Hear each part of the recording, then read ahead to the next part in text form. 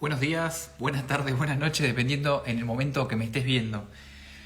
Hoy tenemos un vivo, me estoy preparando.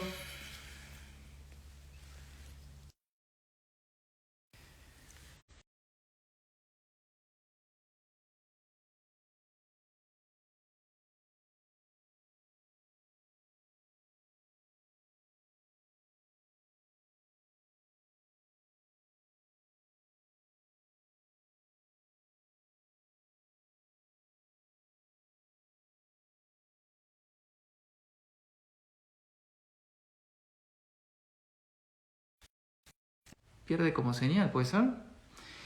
Bueno, les estaba diciendo entonces que en el día de hoy vamos a estar con Alexander, que es un analista político que afortunadamente habla en español y va a estar desde la ciudad de Kiev, en Ucrania, a pocos kilómetros de donde están habiendo, digamos, batallas y conflictos. Y bueno, un poco también para conversar sobre cómo venimos y qué tipo de situación nos estamos encontrando hoy en día. Así que les voy a dar las gracias a todos los que se van sumando. Les voy a dar la bienvenida. Bienvenida Eugenio, ¿cómo estás? Javier, bienvenido.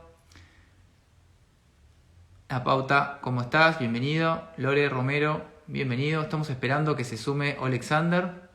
Hola Bel, ¿cómo andás? Gracias por subirte siempre, estar ahí siempre haciendo el aguante. Vane Cáceres, bienvenida también. Gracias a todos y todas las que se van sumando. Bienvenidos a quienes quieran también extender la invitación. La idea también es que si quieren después cuando vayamos avanzando con la conversación, si se da la posibilidad, les daré ahí para que puedan escribir y podamos irle transmitiendo sus consultas. La verdad que está muy bueno el tema y tener esta posibilidad todos los días no es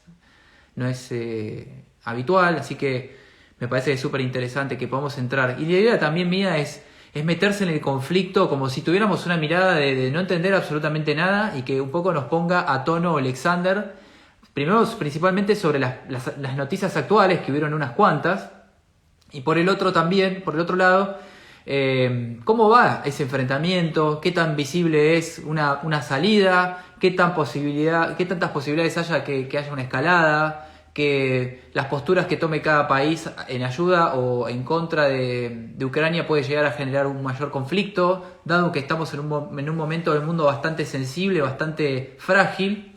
Entonces, bueno, me parece que es una súper oportunidad para sentarse a hablar y poder hablar estas cuestiones con Alexander. Le voy a mandar mientras tanto la invitación a Alexander. Hola, ¿cómo estás, Yael? Gracias por sumarte. Hoy estuvimos hablando también. A ver, Alexander, le voy a mandar la invitación.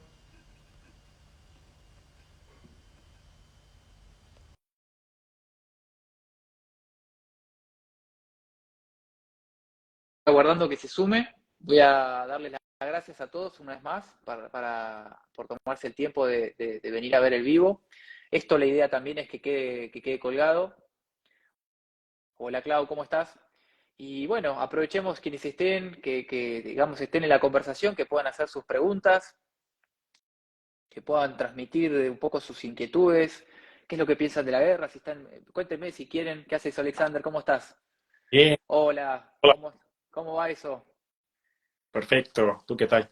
Muy bien, feliz independencia. Bueno, aprovecho para decirle al público que hoy es la independencia de Ucrania, un día especial para hablar de este tema justamente. Sí, muchas gracias por recordarlo.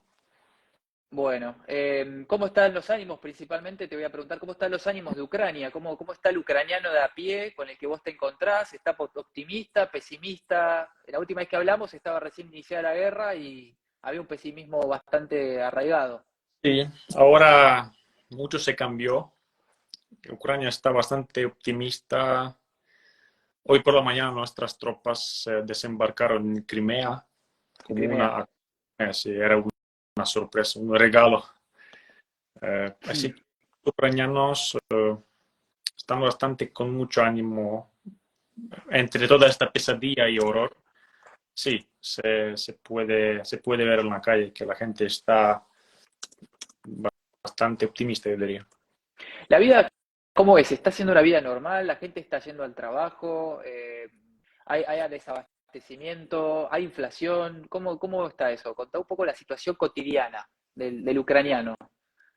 Eh, yo diría que yo vivo en la capital, Aquí Ujú. no, Sí. no se siente, bueno, se siente, pero no se escucha el bombardeo. Tú vives tu vida cotidiana, levantas por la mañana, tienes un cafecito, vas a la oficina, eh, tú reúnes con los amigos, es así. Y ahora sí, el año pasado no era así, pero ahora lo que se puede un poco ver que la vida no es normal es toque de queda, toda Hay la noche toque, sigue igual, todas las igual, noches. igual desde a partir de medianoche hasta 5 de la mañana, que destruye la vida nocturna de los jóvenes Sí. y tenemos estas fiestas toque a toque. Me contaron los chilenos que también lo tuvieron durante bueno, durante su problema. Dictadura, sí. Mira, Otra cosa, el sonido de alarmas es una cosa cotidiana, ¿sabes? Que ucranianas ya no se asustan. Por ejemplo, hoy me fui al McDonald's y estoy con mi hamburguesa y de repente empieza a sonar las alarmas aéreas y nos piden salir del restaurante, todos afuera. Algunos van al refugio, a la estación de metro, al sótano. Algunos no, como ignoran la sirena porque está no acostumbrado, pasa, como un simulacro más, claro. pasa los bombardeos tan masivos como en el campo de batalla. Pero es una lotería. Esto, de verdad, un misil balístico puede alcanzar Ucrania en 5 minutos, desde el territorio de Claro, Belarus, por ejemplo. Yo recuerdo claro.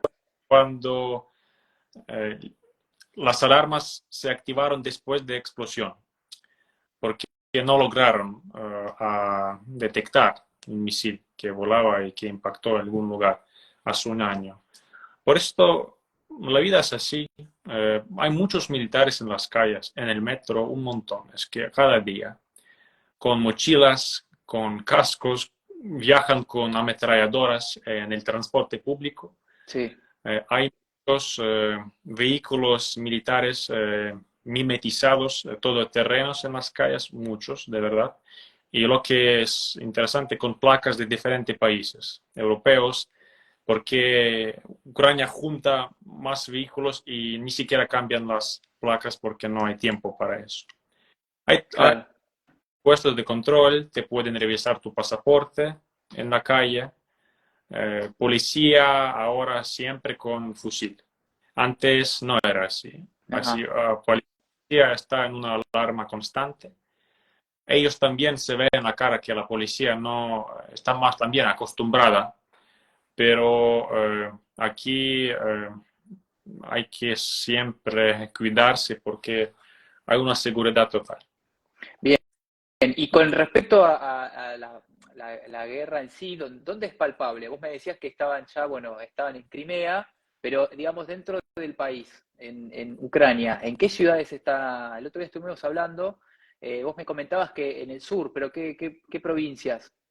Son dos provincias en el sur, provincia de Gerson y de Ajá, Zaporizhia. La Zaporizhia, donde está la planta atómica más grande en Europa, que está ocupada por los rusos. Y dos provincias en el este, la provincia de Luhansk y de Donetsk, esta famosa región de Donbass. Y un poco la provincia de Kharkiv, un trozo solo, porque en Kharkiv Ucrania recuperó la mayoría de territorio, pero algún sigue ocupado. O sea, en el este y en el sur sigue el frente. El siguen frente, los enfrentamientos, claro. sí, el frente ahora es 1100 kilómetros. Una línea de 1100 kilómetros que es un frente enorme. En Europa no había tal frente a partir de la Segunda Guerra Mundial. Y bueno, Wow. esta guerra muy cara, muy difícil y extraordinaria para todo el planeta. ¿Y cómo está Rusia hoy? O sea, estuve investigando bastante. Está la novedad, digamos, de lo que pasó con el grupo Wagner y justamente que murió en condiciones medias extrañas justo después de haber tenido un conflicto con Putin. Justo tuvo un accidente. Pero bueno, ¿qué se sabe de eso? Hablemos un poco del tema del grupo Wagner y ¿Cómo está el ejército ruso hoy, Putin? El, bueno, el grupo Wagner era una locura para Rusia, de diferentes lados. Ya Lo que no me demuestra que termina las... de, lo que no me termina de quedar claro es por qué a ver, hago la aclaración. El grupo Wagner es un ejército de mercenarios pagos al cual Rusia los contrata. Son un total de 50.000, si no me equivoco, ¿verdad? Sí, algo así. Según lo que trascendió los medios que pude investigar, digamos, son un ejército de 50.000 soldados que se han gastado, Rusia gastó como 1.000 millones de dólares en esos sueldos, digamos, ¿no? Bueno, ¿por qué recurren a ellos? Los mercenarios son más motivados que las tropas gubernamentales, es decir, porque es una guerra de agresión, es una invasión. Y Rusia puede repetir 100 veces que aquí lucha contra nazismo, contra no sé qué, Sí. eh, todas esas tonterías, pero esto no motiva a los propios soldados a viajar a Ucrania, morir aquí, perder extremidades y perder su tiempo y arriesgar su vida, porque ahora no se entiende para el ejército ruso qué hacen en Ucrania. Perdieron la guerra relámpaga y ahora están estancados en las trincheras. Es una guerra, los ucranianos sufren porque tienen para qué sufrir, tienen esta motivación, los rusos no. Por esto, las fuerzas de mercenarios, que son muy bien pagados, reciben el sueldo algo como 20.000 dólares estuve sacando cálculos, más o menos, 10, en un 10 año, creo. sueldo para Rusia fantástico.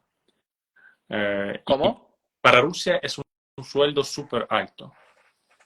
Por esto ellos tienen motivación y los soldados ucranianos en las entrevistas contaron que los de Wagner son muy bien como preparados, pelean, no se rinden, porque pelean por el dinero, no tienen la vía atrás. Ujú. Y por esto son eficaces en el campo de batalla. Pero cuando digo eficaces, eso significa que, bueno, Rusia arrasa todo, tiene una estrategia de la tierra quemada. Los de Wagner son a veces hasta psicópatas, de verdad son soldados locos, porque no respetan los protocolos de la guerra. Nada, para Claro, nada. sí, Ellos, son eh, sanguinarios. hay un montón de evidencias, ellos mismos, algunos salieron en las entrevistas cuando dicen que fusilan los civiles, solo limpian las ciudades enteras, bombardean infraestructura civil, etcétera. Y son así. Por esto Wagner tiene una imagen súper tóxica por estas cosas. El grupo Wagner ejecutan sus propios soldados eh, y ellos se rinden. Eh, Tienen una filosofía Claro. que tú tienes siempre una gran y cuando quieres retirarse, debes suicidarse. Y ellos tienen un código del mercenario que dice que un mercenario de Wagner no se puede rendirse. Por esto son locos, pero en un momento ellos ganaron el apoyo social en Rusia y empezaron y su líder, bueno, ex líder, Evgeny Prigozhin, empezó a ganar peso político y yo creo que tenía ambiciones políticas en Rusia. Él criticó esta Ujú. guerra, criticó al ministro de Defensa por ser ineficaz. Prigozhin salió en la televisión y dio una entrevista súper clara. A mí me gustó mucho cuando dijo que, mira, en Ucrania no hay ningún nazismo, es una tontería y ya lo sabemos y motivación de esta guerra para Rusia era diferente. Y él dijo una frase que se entiende muy bien por qué Rusia invadió Ucrania. Él quería decir que Rusia invadió Ucrania para ocuparla, Claro. convertirla en un régimen satélite y después otra vez, no sé, restablecer el emporio soviético. Él lo dijo en la televisión, que invadir Es un Ucrania, desafío a Putin, eso claro, claramente, digamos. esta famosa denazificación. Y él, muy importante, porque él dijo que nosotros queríamos denazificar Ucrania, pero hemos hecho a los ucranianos como una nación lo más popular y famosa en el mundo, pero una nación. No sé, él habla no sobre el nazismo, pero sobre la nación ucraniana, que ya se entiende que el objetivo de Rusia era destruir la nación ucraniana como tal. Claro. Y demilitarización, dijo que, bueno, nosotros queríamos demilitarizar Ucrania, pero ahora está militarizada hasta las tubas por la ayuda occidental. Y después empezó esta rebelión famosa y, y lo que hizo Prigozhin, bueno, si ponemos en su lugar, él debería ir hasta el final. Pero él se rindió por alguna razón. Y él tenía... Eh, Sí, sí, sí. no, perdón, que tengo entendido que, a ver, corregime si me equivoco, por lo que estoy investigando, quisieron tomar una ciudad y fue como una especie de demostración a Putin, y Putin tuvieron una charla en privado, no sé qué sucedió, parece que entraron en razón y ahora tuvo un accidente, casualmente. Sí, él tomó una ciudad muy grande de 600.000 personas. Era un centro militar en el sur, desde donde Rusia controla sus tropas en Ucrania. Él tomó esta ciudad sin ninguna resistencia de ningún tipo de policía, ni militares, ni nada. Él Claro. fue a Moscú, los rusos volaron puentes para que la columna de Wagner no pudiera alcanzar hasta la región de Moscú. Volaron Mandó puentes. 5.000 soldados. Claro, derribaron 6 helicópteros. No es normal hacer así. Hay video cuando hay que entender que el grupo Wagner no es unos mercenarios clásicos, no son fuerzas especiales solo, como lo vemos. Este grupo tiene tanques, tiene sistemas antiaéreos, tiene aviones. Sí, Es operan un, en distintos países. claro, Sí, sí, sí. es un ejército, Tienen pero privado. tiene todo tipo de armamento y privado. Y hay un video cuando un sistema antiaéreo empieza a disparar contra sus propios helicópteros. Y derribaron 6 helicópteros y un avión militar ruso. Mataron como 7 pilotos, eh, los de Wagner, y durante aquella rebelión. Y los militares rusos no querían resistir. Por ejemplo, en la ciudad tomada que se llama Rostov-on-Don, los civiles hicieron selfie, gritaron Wagner, Wagner, fuerza, Gloria a Wagner. Se juntaron un montón de gente en el centro de la ciudad, aplausaron a los soldados de Wagner, que demostró que tiene de verdad apoyo social. Los mercenarios Sí. en Rusia tienen apoyo social y en el caso de algunas elecciones o algo así, la sociedad rusa apoyaría a Prigozhin o a algunos líderes de Wagner. Y para Putin era una amenaza. Sí, se reunieron, Putin en palabras declaró algo como garantías de seguridad para Prigozhin y en varios meses su avión fue derribado. No fue como... No, por un misil. No, dicen que fue una falla técnica o algo por el estilo. No. eh, También es loco porque no solo mataron a Prigozhin, mataron a la gente inocente. A una chica que fue, no sé, en el servicio del avión, a un piloto que fue solo un piloto, Mm. nada más. Pero en Rusia hacen cosas así. Por eso creer a Putin en garantías de seguridad es una ilusión. Las condolencias de Putin fueron: era un hombre con un destino difícil, cometió errores graves en vida, pero logró los objetivos que necesitaba, tanto para él mismo como los que le pedía respecto por la causa común. Eh, sí, fue bastante particular. ¿Y cómo está la posición hoy de Rusia? ¿Qué tan viable es una solución a este conflicto? Que es algo que te quería preguntar. ¿Hay algo en el horizonte que vos digas, se está hablando de alguna solución? No pudieron entrar a la OTAN, tampoco, Bueno, Ucrania. es entendido que durante la guerra será imposible.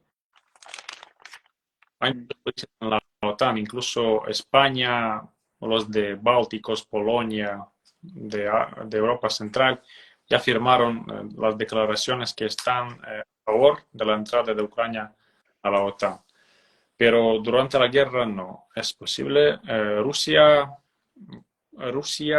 ahora, bueno, sigue hablando que se puede negociar, pero para Ucrania y los socios ucranianos de Ucrania lo entienden, que negociar es solamente rendirse.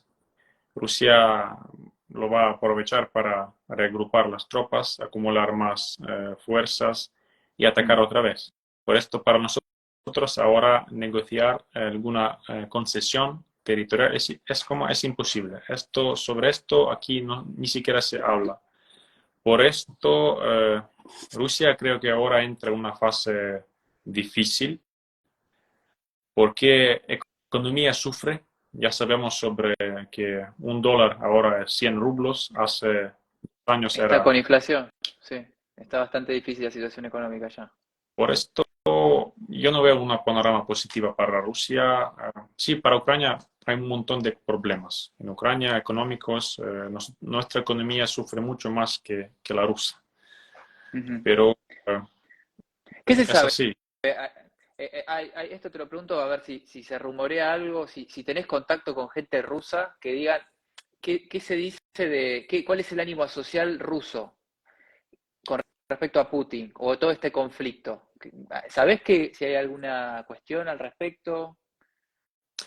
Bueno, los rusos, hay diferentes tipos de la sociedad rusa. En la sociedad rusa no existe sociedad civil. Hay que entenderlo que hay oposición en contra, pero no salen a la calle, Claro. tienen y no lo van a hacer. Los Mm. rusos quieren huir del país hasta Argentina. Hay un éxodo, Tenemos una terrible inmigración de rusos en la Argentina, exactamente, sí. pero ellos huyen a Argentina, después salen a la protesta, estamos contra la guerra, pero en Buenos Aires, que para los ucranianos sirve mucho. Mejor salir en contra de la guerra en Moscú. Es una parte de los rusos que huyen y no les preocupa mucho lo que pasa en Ucrania y tampoco en Rusia. Otros están callados, siguen en Rusia como si no pasa nada. Hay Mm. videos en YouTube cuando los blogueros pasan por las calles de ciudades rusas y preguntan a la gente como, ¿usted sabe por qué hay tanta inflación? Y la gente como, no sé qué pasa. Es que estoy fuera de política, no me interesa política. Los rusos prefieren ser Sí, ciegos y no escuchar y evitar las noticias de la guerra. Y por esto viven en una realidad paralela. Y en el mismo tiempo hay muchos que apoyan la guerra, que para muchos rusos crecidos en esta propaganda de la victoria Segunda Guerra Mundial, todos esos desfiles, esta claro, eh, propaganda victoriosa, para ellos entender que se pierde la guerra y da igual que esta guerra es injusta y es una guerra de agresión. Para ellos no se entiende muy bien por qué Rusia, no quieren entender que Rusia hace algo mal. Y por claro. eso en la guerra sigue el apoyo. Yo siempre repito que Rusia ya tiene bajas casi 200.000 personas y estas 200.000 personas viajaron al frente. Sí son militares, deben obedecer órdenes, pero ellos entendieron que viajan a la guerra. Por esto ya significa que la sociedad rusa apoya lo que hace Rusia aquí. Claro. Y con respecto, hay una cuestión que a mí es algo que lo hemos hablado la última vez también, que es la cuestión atómica. ¿Cómo, cómo está esto? La última vez que habíamos hablado, habían ido directamente a esa cuestión, lo cual se perdían un poco los reportes que me habías dicho, no, se perdían un poco los reportes de el funcionamiento diario. ¿Cómo está ese tema? Bueno, Rafael Grossi, un argentino que es un diplomático extraordinario, muy, bueno, muy amable, muy pro-ucraniano, yo creo. Y él entiende muy bien lo que pasa en el terreno aquí en Ucrania. Él trabaja mucho. Sigue ocupada la planta de Zaporizhia, es una planta lo más grande en Europa con 6 reactores. Está Mm, situada en una zona poblada. muy urbana, porque la planta Chernobyl, que explotó hace muchos años, estaba en un bosque, muy, muy lejos de civilización, de las ciudades. Pero la de Zaporizhia, al contrario, está muy cerca de las ciudades, de los pueblos. Sigue ocupada, no funciona. Todos 6 reactores son apagados y parados. Ahora también está desconectada de la red eléctrica ucraniana y los reactores trabajan con la conexión a generadores de combustible, que ya es una locura, no se puede trabajar aquí, así. Otro problema que Rusia voló la presa de Kakhovka. Es una presa muy grande, unos cientos kilómetros al sur desde la planta. Pero esta presa sirvió para crear un embalse, se llama, un reservorio de agua que servía solamente para la planta atómica, para refrescar los mecanismos, como se llama, porque y ahora este reservorio se fue al Mar Negro y ya no existe por la voladura de la presa de Kakhovka que hizo Rusia. Y hay muchos riesgos que la planta, y no sé cómo la planta va a funcionar en el futuro sin este reservorio, y ahora está riesgo de alguna problema atómica ahí. Rusia no quiere demilitarizar. Rusia rechazó propuesta de la ONU para que la ONU se encargue de esta planta, para que los equipos de esta agencia atómica entran y trabajan aquí. Rusia lo rechazó porque necesitan la planta para chantaje. Por esto vivimos aquí cerca de una amenaza constante, pero es así, no se puede evitar. Claro, claro. ¿Y en posibilidades de una escalada del conflicto? Que vos digas que se están viendo alianzas, por ejemplo, de las que se habla, para llevárselo al público un poco de cómo se está moviendo el cuadro geopolítico con toda esta situación, donde hay alianzas para un lado y hay alianzas para el otro, Yo o misión. seguramente hablar sobre la Tercera Guerra Mundial, esto, ¿no? Bueno, no existe la situación para esto. Rusia no tiene aliados para que pelean en su parte. Sí, Irán, Corea del Norte, China apoya a Rusia, pero hablar sobre la Tercera Guerra Mundial, que a menudo hablan en Rusia sobre esto, nos olvidamos. Una escalada se puede en el campo de batalla, yo diría, y con el uso de misiles, pero para nosotros es una cosa ya cotidiana.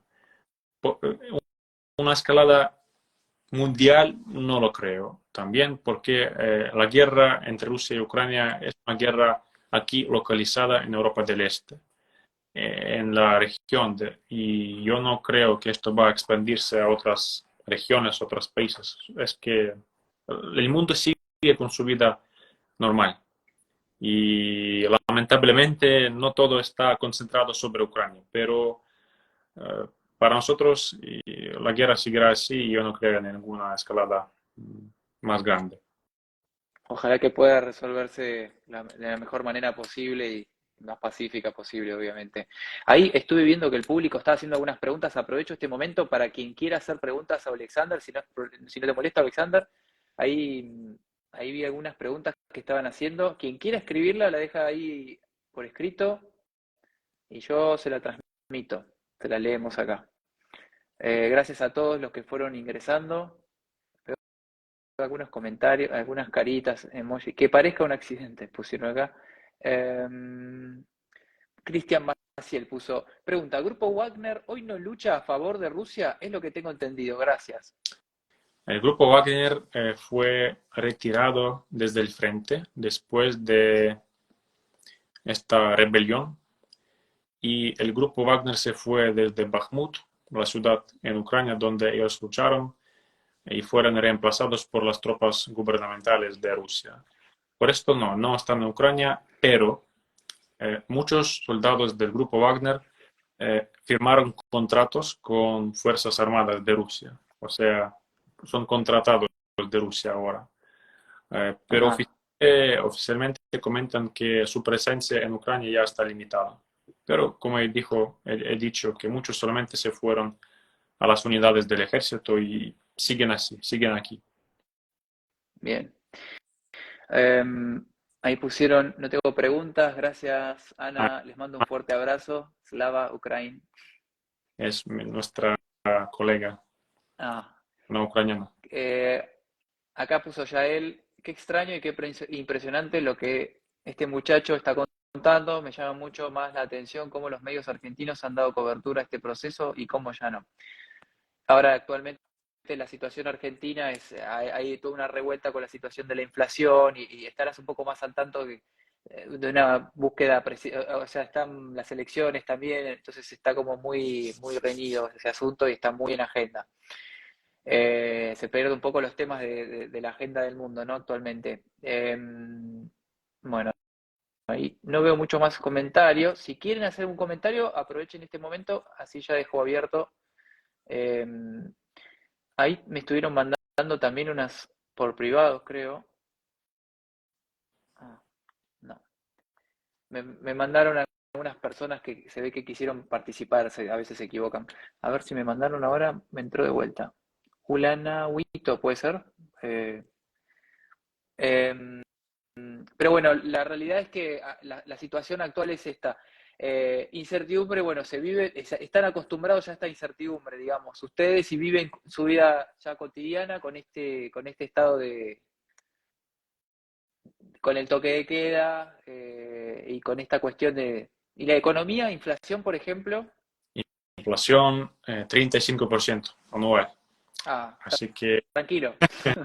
Comparación de nosotros, para ponerle una humorada un poco, porque en Argentina estamos proyectando, o sea, el otro día publiqué algo, 190% aproximadamente.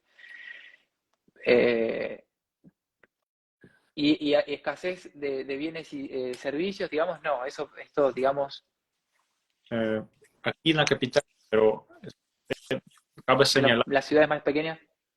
ciudades más pequeñas sí, y cerca del frente se ve mucho. Y cerca de en las ciudades que cerca del frente, ahí viaja ayuda humanitaria. También desde Argentina, ¿Cómo, cómo? desde Argentina esperamos a un avión que va a llevar la ayuda humanitaria eh, Ah, de Argentina. Por esto sí, en las ciudades cerca del frente la gente vive con ayuda humanitaria, con comida que les llevan y hay problemas con esto, pero ahora existe un sistema que funciona y que la gente se puede sobrevivir de esta manera. La capital vive una vida diferente, como cualquier capital. Aquí yo no veo problemas de abastecimiento. No tenemos, pero hay cosas interesantes que no tenemos sal ucraniana porque destruyeron la fábrica que producía sí, vi que sal. hubo un ataque, vi que también hubo un ataque hace poco, no sé si fue hoy, de cargamentos de cereales, algo por el estilo, que se iba a exportar a Egipto y hubo un ataque con drones para que no se pueda exportar eso. Rusia sistemáticamente destruye los almacenes con trigo en el sur, en la región de Odessa, cerca de los puertos. Es así. Eh, Manda misiles directamente, que son misiles de alta precisión, directamente a los almacenes de trigo, de maíz y destruye los puertos. Y hay que entender que Rusia lo hace a propósito. Claro, Destruir obvio. la comida. No destruye bases militares, pero destruye la comida. Bien.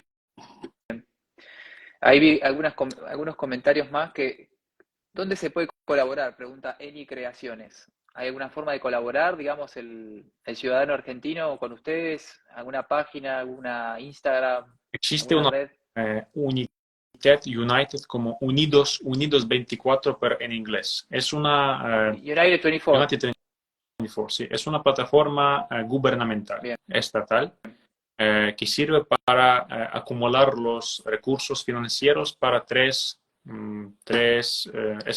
esferas, tres campos. La primera es ayudar a ajá, fugadas, segundo, ayuda humanitaria para medicamentos, para los civiles, y tercera para reconstrucción de Ucrania, para reconstruir las ciudades. Cada uno bien, puede, para qué quiere donar y hacer unas donaciones directamente desde tu tarjeta bancaria. Es una plataforma muy famosa, muy transparente. Siempre publican sus reportes y yo también hago donaciones de manera mensual desde mi sueldo y mis padres lo hacen. Por eso, si alguien quiere hacerlo, yo ahora pongo en United 24. United. Bien, sí, bien. Después, por el otro lado, ahí hicieron un comentario. Paola, ahí está, genial. Paola Gisela puso, ¿qué ha pasado con los refugiados ucranianos en otros países? ¿Cómo siguen sus vidas después que tuvieron que dejar todo atrás? Muchos se regresaron y me comentan que los trenes y autobuses que viajan a Ucrania desde la Unión Europea están llenos de mujeres y niños que se fueron antes. Sí, como 4 millones ya se regresaron. Más que 4 siguen afuera. Es una cifra no muy precisa. Los países europeos, no sé, como en América, siguen apoyando a los refugiados. Muchos ya encontraron su trabajo. Yo conozco a algunos ucranianos que viven en Polonia, en Alemania, en Italia, en Gran Bretaña.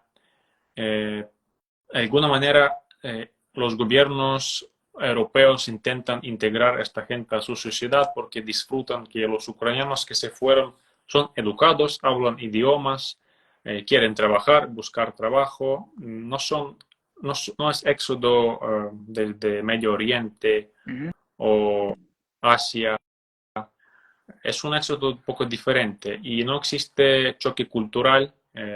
Por esto Europa, yo debo decirlo, Europa disfruta y aprovecha este éxodo de los ucranianos. Y de esta manera sus economías también aprovechan que llegan los trabajadores que están dispuestos a trabajar para los sueldos más pequeños que los europeos quieren tener.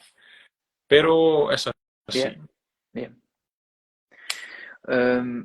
Ahí vi algunas más que dejaron. Rusia intenta bloquear las rutas marítimas para que no pueda vender Ucrania sus productos. Afrodita lo pone, sí. Sí, Un poco lo mismo. sí lo hace. Te voy a hacer 2 preguntas más y ya te libero, que es muy tarde allá también. Un comentario acá de Eni Creaciones, menos mal que no tenemos guerra en Argentina. Claro y preciso, como siempre, te puso un agüito. Bueno, creo que no hay más preguntas.